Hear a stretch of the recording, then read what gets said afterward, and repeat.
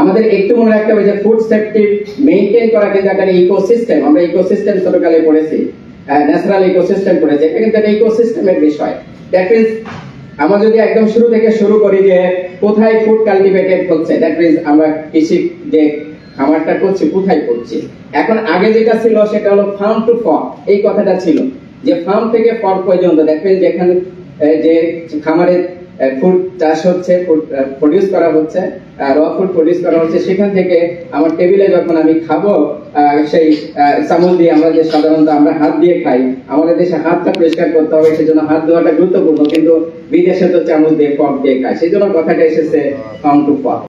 যদি unsafe food আমরা বাড়িতে বসে খাই অথবা রেস্টুরেন্টে বসে খাই, যেখানে বসে খাই সেখানে আমাদের শরীর খারাপ হবে। তাহলে কিন্তু ফুডের যে মেইন যে কার্যক্ষমতা, that means absorption utilization of food, যেটা নিউট্রিশন বডিতে ডাইজেস্ট করবে এবং আমাদেরকে শক্তি দিবে, সেই জায়গাটা কিন্তু আমরা পিছিয়ে যাবো। সেই জন্য আমরা যারা এখানে আছি, আমার মনে হয় এবার শামসুজ্জামান ভাই খুব ভালো বলে গেছেন যে ওনারা স্কুল লেভেলে প্রোগ্রাম করছেন, ওরা অলিম্পিয়াড করছেন, এই জিনিসগুলোই দরকার।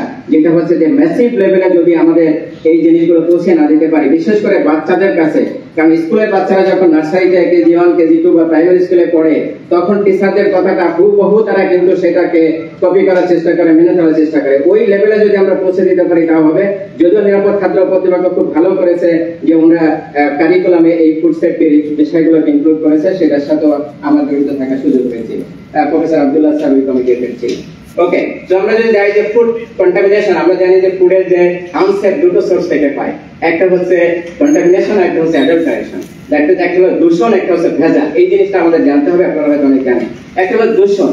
দূষণ কখন হয়? ফুডটা আছে, আপনি টেম্পারেচার মেইনটেইন করলেন না, এটা কিন্তু মাইক্রো অর্গানিজম ডেভেলপ করবে, ফুডটা কিন্তু দূষিত হয়ে যাবে। সেটা দুধ হোক অথবা যে কোনো কুক ফুড হোক অথবা যে কোনো র ফুড হোক, যদি ফ্রিজের টেম্পারেচার ঠিক না থাকে বা যেখানে রাখছেন টেম্পারেচার ঠিক না থাকে, এটা ফুডটা কিন্তু দূষিত হয়ে যাবে। That is micro organism develop করবে। আরেকটা হচ্ছে যে অ্যাডাল্টারেশন। অ্যাডাল্টারেশন মানে যদি ইচ্ছা করে সেখানে কোনো কিছু খাদ্যের ভিতরে যদি মিক্স করা হয়, সেটা হতে পারে হার্মফুল কোনো জিনিস, সেটা হতে পারে কালার, সেটা হতে পারে অন্য যে কোনো লেট বা অন্য যে কোনো জিনিস সেখানে যদি মেশানো হয়, মিশিয়ে যদি ফুডটাকে ইয়ে করা হয়, নষ্ট করা হয়, তাহলে সেটাকে বলা হচ্ছে ফুড অ্যাডাল্টারেশন।